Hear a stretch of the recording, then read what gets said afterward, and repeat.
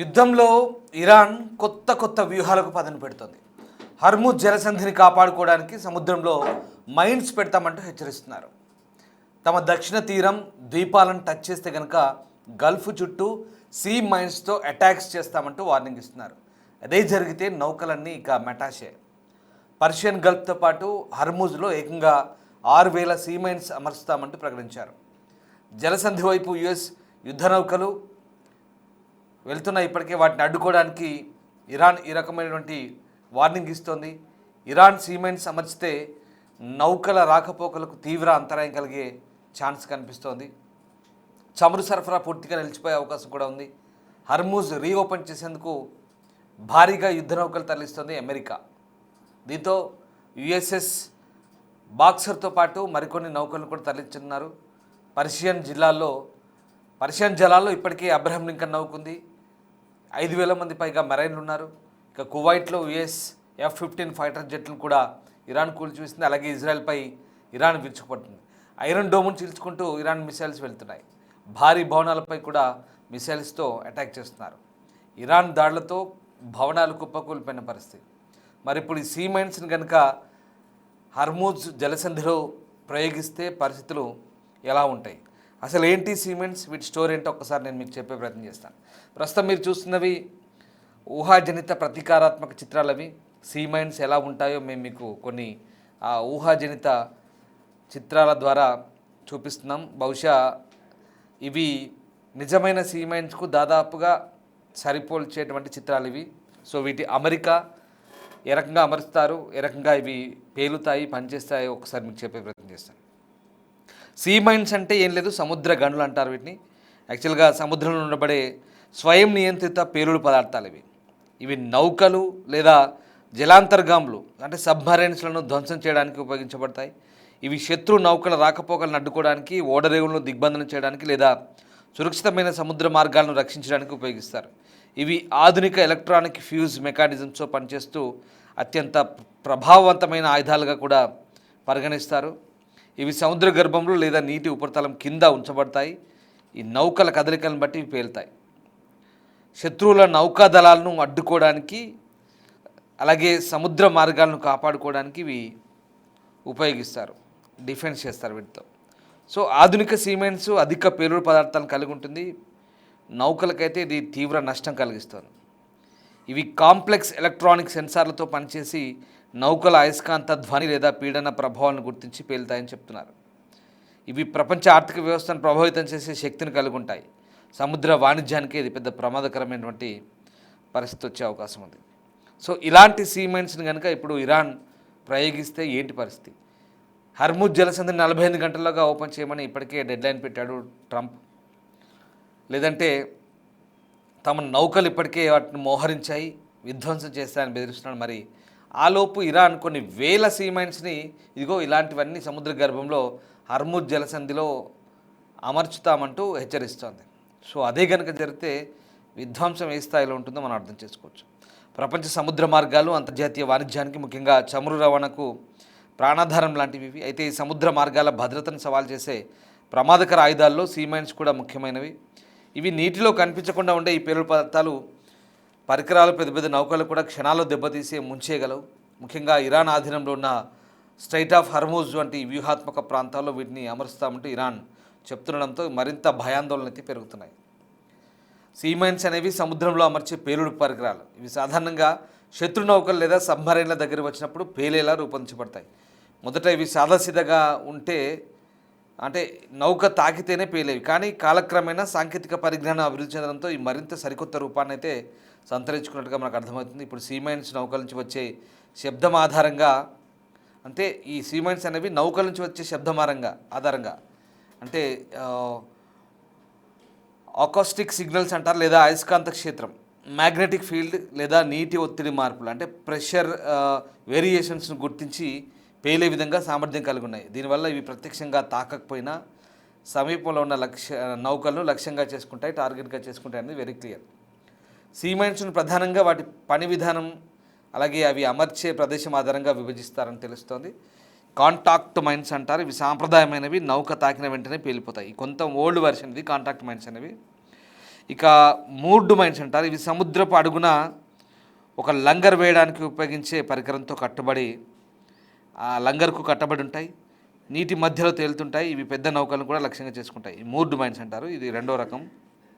ఇంకోటేమో bottom mines. ఇవి సముద్రం అడుగులు ఉంటాయి, తక్కువ లోతు ప్రాంతాల్లో ఎక్కువగా ఉపయోగిస్తారు వీటిని. ఇంకోటేమో ఇన్ఫ్లుయెన్స్ మైన్స్, ఇది ఫోర్త్ వన్. ఇన్ఫ్లుయెన్స్ మైన్స్ అనేది ఆధునిక రకం, అంటే ఇది లేటెస్ట్ వర్షన్ ఇది. ఇవి నౌకల కదలికలు వచ్చే ఫిజికల్ మార్పులను గుర్తించి పేలుతాయి. అయస్కాంత ధ్వనులు లేదా ప్రెషర్తోనే పేలిపోతాయి. ఎంత టెక్నాలజీ రూపొందించారో చూడండి. So and last one drifting mines అంటారు. ఇవి మాత్రం నీటి ప్రవాహంతో కదులుతూ ప్రమాదాన్ని పెంచుతాయి. దీని మూలంగా వాణిజ్య నౌకలు, షిప్పింగ్ బోట్స్ వీటికి అపార నష్టం జరుగుతుందంటూ అంతర్జాతీయ చట్టాల ప్రకారం అయితే వాస్తవానికి ఇవి నిషేధిత జాబితాలో ఉన్నాయి. సో ఇటీవలి కాలంలో ఈ స్మార్ట్ మైన్స్ అంటే రిమోట్ కంట్రోల్ మైన్స్, ఏఐ ఆధారిత మైన్స్ వంటి కొత్త టెక్నాలజీలు కూడా డెవలప్ అవుతున్నాయి. కొన్ని సీ మైన్స్ నిర్దిష్ట దేశాల నౌకలను లక్ష్యంగా చేసుకొని గుర్తించే విధంగా టెక్నాలజీ అభివృద్ధి చేశారు. మరి వీటిని ఎట్లా అమరుస్తారు అసలు? మరి నిజంగా ఇంత చెప్తున్నాం కదా, అసలు వీటిని సముద్రంలో ఎట్లా వీటిని అమర్చబడతాయంటే కనుక ఇదొక వ్యూహాత్మక ప్రక్రియ. వీటిని నౌకల ద్వారా, సబ్మరైన్ల ద్వారా, విమానాల ద్వారా సముద్రంలోకి ప్రవేశపెడతారు. నీటి ఉపరితలం నౌకలు నేరుగా మైన్స్ను సముద్రంలో వదిలి అక్కడ అమర్స్తాయి. సబ్మెరైన్లు రహస్యంగా శత్రు ప్రాంతాల్లోకి వెళ్ళి సీ మైన్స్ను సముద్రంలో విడుదల చేస్తాయి. ఇక ఇప్పుడున్నటువంటి పరిస్థితుల్లో ఈ ఆధునిక యుద్ధాల్లో విమానాల ద్వారా సీ మైన్స్ను డ్రాప్ చేయడం కూడా సాధారణంగా మారింది. అంటే ఉదాహరణకు ఇక్కడ మనకు MK60 క్యాప్టర్ వంటి ఎయిర్ డ్రాప్ మైన్స్ నీటిలో పడిన తర్వాత స్వయంగా సెట్ అవుతాయి. కొన్ని ఆధునిక అంటే ఏ ఆధారిత సీ మైన్స్ అంటే స్వయంగా కదిలి టార్గెట్ ప్రాంతానికి చేరుకునే సామర్థ్యం కూడా ఉన్నాయి. అంటే ఇవి సముద్ర యుద్ధ వ్యూహాలను మరింత క్రిటికల్గా, సంక్లిష్టంగా మారుస్తున్నాయి. ఇక మైన్ స్వీపర్స్ అంటారు. ఇవేమో కనిపించని ముప్పును తొలగించే యంత్రాలు. ఇవి సీ మైన్స్ వల్ల కలిగే ప్రమాదాన్ని తగ్గించడానికి ఈ మైన్ స్వీపర్స్ అనే ప్రత్యేక నౌకలు ఉపయోగిస్తారు. ఇవి సముద్రంలో ఉన్న మైన్స్ను గుర్తించి వాటిని నిర్వీర్యం చేయడం లేదా తొలగించడం చేస్తాయి. మైన్ స్వీపర్ సాధారణంగా ఇనుముతో కాకుండా చెక్క లేదా ఫైబర్ గ్లాస్తో చేస్తారు. ఎందుకంటే కొన్ని సీ మైన్స్ మ్యాగ్నెటిక్ సిగ్నల్స్ను గుర్తించి పేలుతాయి. కాబట్టి లోహంతో చేసిన నౌకలు దగ్గర వెళ్తే ప్రమాదం ఎక్కువ ఉంటుంది. సో మైన్ స్వీపింగ్ విధానాలు కూడా 3 ప్రధాన రకాలుగా ఉంటాయి. మెకానికల్ విధానంలో తాళ్ళు, కట్టలతో మైన్స్ను కట్ చేస్తారు. అట్లాగే మ్యాగ్నెటిక్ విధానంలో నౌకల మ్యాగ్నెటిక్ ఫీల్డ్ని అనుకరించి మైన్స్ను ముందుగానే పేల్చేస్తారు. అలాగే ఈ అకౌస్టిక్ విధానంలో శబ్ద తరంగాలను ఉపయోగించి మైన్స్ను ట్రిగ్గర్ చేస్తారు. ఈ రకంగా ఆధునికంగా ఈ నౌకలను mine counter measure vessels MCMVS అంటారు. సో హర్ముజ్ జలసంధి ఇప్పుడు ప్రపంచ దృష్టిని ఎందుకు ఆకర్షిస్తుందంటే, హర్ముజ్ జలసంధి ప్రపంచంలో అత్యంత కీలకమైన సముద్ర మార్గాల్లో ఒకటి. గల్ఫ్ దేశాల నుంచి చమురు సరఫరాలో ఇక్కడ సింహభాగం ఇక్కడి నుంచే వెళ్తుంది, అంటే 20% పైగా వెళ్తుంది. ఇరాన్ ఈ ప్రాంతంలో సీ మైన్స్ను అమర్చిందా లేదా అనే ప్రశ్నకు ఇప్పటివరకు స్పష్టమైన సమాధానం లేదు. కానీ అధికారికంగా ఎలాంటి నిర్ధారణ లేకపోయినా ఇరాన్ పెద్ద సీ మైన్స్ అంటే పెద్ద మొత్తంలో అక్కడ నిల్వలున్నాయని అంతర్జాతీయ నివేదికలు చెప్తున్నాయి. అంటే గతంలో ఇరాన్ ఇరాక్ యుద్ధ సమయంలో కూడా ఈ ప్రాంతంలో ఈ మైన్స్ వల్ల నౌకలు దెబ్బతిన్న ఘటనలు కూడా నమోదాయి. దీంతో హర్ముజ్ జలసంధి వ్యూహాత్మకంగా సున్నితమైన ప్రాంతంగా మారింది. అట్లా చరిత్రలో సీ మైన్స్ వినియోగం 2వ ప్రపంచ యుద్ధ సమయంలో విస్తృతంగా ఉపయోగించబడ్డాయి. వరల్డ్ వార్ II లో జర్మనీ అలాగే వాటి మిత్ర దేశాలు లక్షల సంఖ్యలో మైన్స్ను సముద్రంలో అమర్చి యుద్ధాలు చేస్తాయి. వీటిని పూర్తిగా నిషేధించకపోయినా అంతర్జాతీయ ఒప్పందాల ద్వారా కొన్ని నియమాలు అమల్లోకి వచ్చాయి. నియంత్రణ కోల్పోయే సీ మైన్స్ నుండి ప్రమాదాన్ని తగ్గించడానికి కొన్ని నిబంధనలు విధించారు. యుద్ధం ముగిసిన తర్వాత వీటిని తొలగించడం లేదా ఆయా దేశాల బాధ్యతగా నిర్ణయించారు. అయితే మనకేంటి దీని ప్రభావం? భారత్కు హర్ముజ్ జలసంధి అత్యంత కీలకం కాబట్టి మనం వినియోగించే చమురులో ఎక్కువ భాగం ఈ మార్గం నుంచే వస్తుంది. ఒకవేళ ఇక్కడ మనకు టెన్షన్స్ కనుక పెరిగితే చమురు ధరలు పెరుగుతాయి, ఆల్రెడీ పెరిగాయి.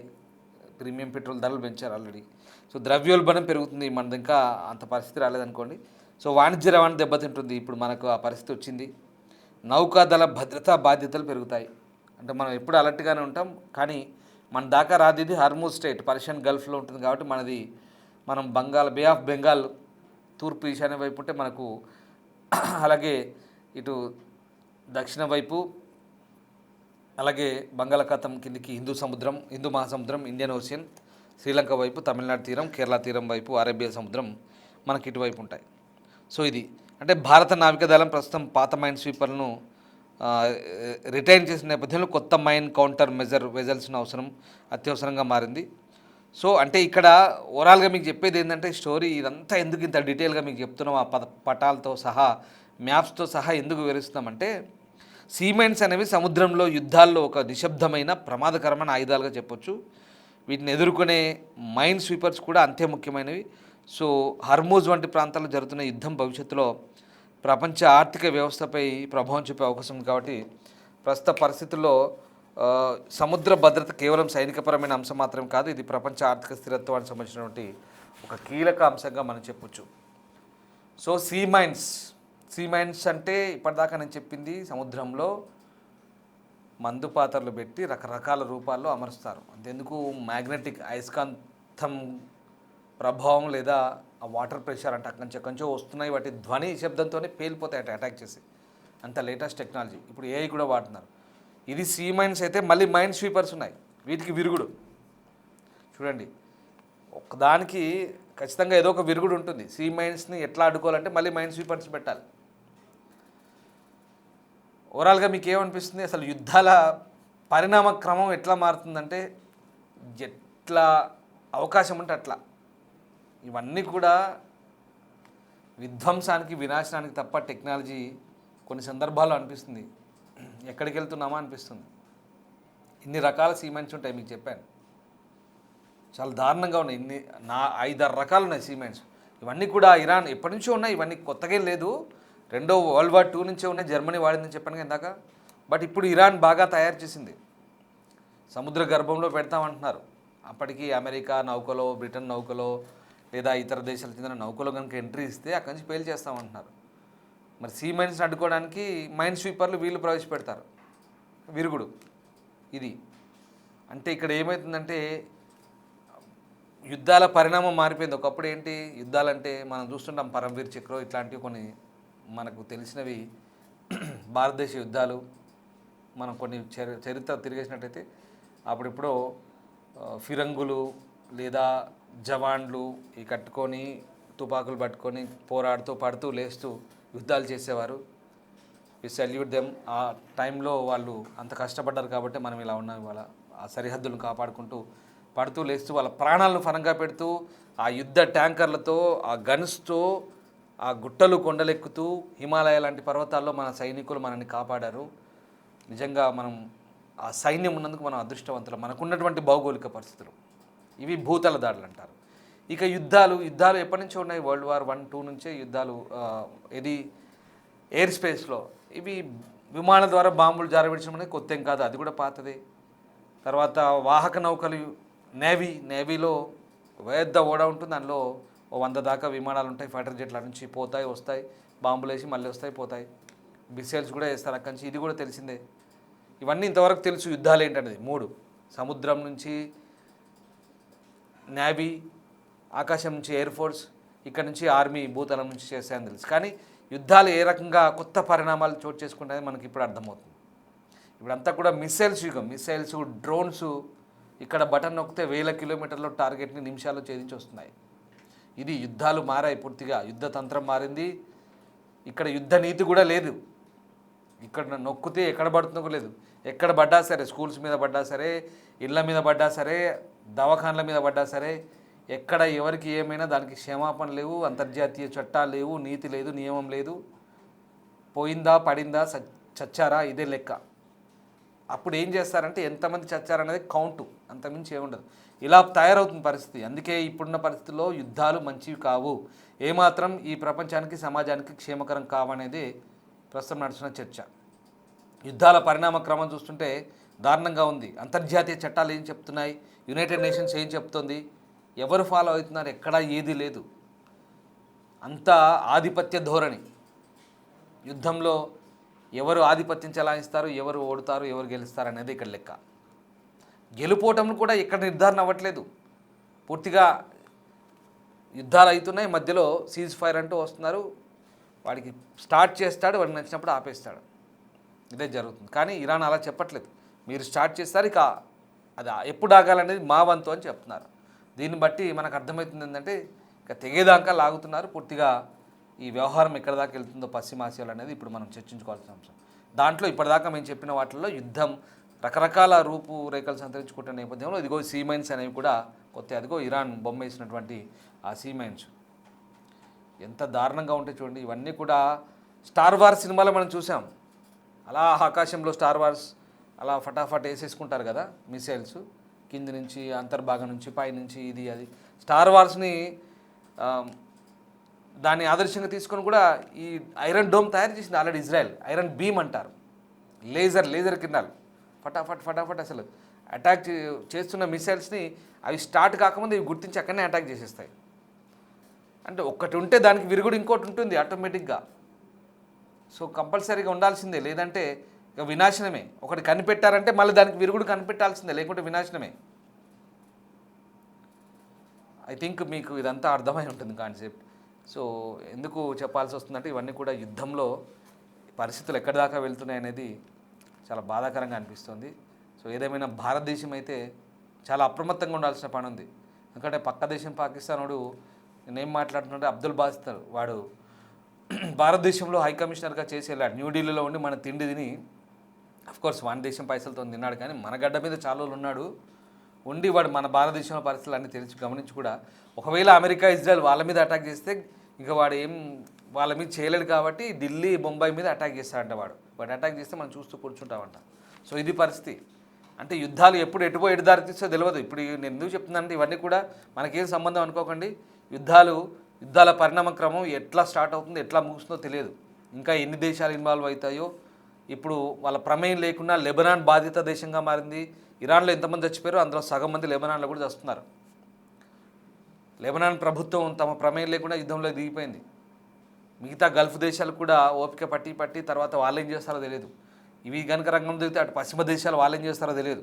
ఎందుకంటే ఇప్పుడు ఇరాన్ టార్గెట్లో 3000-4000 కిలోమీటర్ల పరిధిలో అన్నీ ఉన్నాయి. లండన్, ఫ్రాన్స్ ఇవన్నీ కూడా ఉన్నాయి. ఒకవేళ వీళ్ళు తెగించి పూర్తిగా అటు కూడా బాంబులు వేసినా అటువైపు నుంచి ఇటువైపు నుంచి ఇక మిగిలిందంతా వెనక భాగం మనం ఉన్నాం సెంట్రల్ ఆసియాలో. ఇది పశ్చిమ ఆసియా, పశ్చిమానికి వెనకాలన్నటువంటి మధ్య ఆసియాలో మనం ఉన్నాం. మనము అంటే భారత్, పాకిస్తాన్, ఆఫ్ఘనిస్తాన్, తజకిస్తాన్ ఇట్లాంటి కొన్ని దేశాలు ఉన్నాయి, కజకిస్తాన్ ఇట్లాంటి దేశాలు ఉన్నాయి కొన్ని. ఇంకా మన వెనకాల ఇంకా తూర్పు ఆసియాలో చైనా, ఇంకా మిగతా దేశాలు థాయిలాండ్, కొరియా ఇట్లాంటివి ఉన్నాయి. మళ్ళీ కొరియాలో అక్కడొక నియంతున్నాడు, అక్కడొక మొండోడు ఉత్తర కొరియాలో కిమ్, ఆడు ఇంకా డేంజర్ కిమ్. సో ఇట్లా ఉంది ప్రపంచమంతా. ఎవ్వరికి వాళ్ళు ఆటం బాంబులు పట్టుకొని తయారుగా ఉన్నారు రెడీగా. అందుకే కిమ్ జోలికి ఎవరు పోరు. ఇక పాకిస్తాన్ అంటే తాటాకు చప్పులు వేస్తూనే ఉంటుంది, అది మనకు తెలిసిన విషయమే. అందుకే మోదీ అన్నాడు, మీ దగ్గర ఆటం బాంబులు అంటే మా దగ్గర ఉన్న దీపావళి బాంబులు ఉన్నాయి అన్నాడు. సో అది మ్యాటర్. సో ఇవన్నీ ఎందుకు చెప్తున్నానంటే సరదాగా చెప్పుకోవడానికి కాదు, ఇట్స్ వెరీ సీరియస్. యుద్ధాలు ఏం జరగబోతున్నాయి, ఎలాంటి పరిణామక్రమం దారితీస్తే తెలియదు.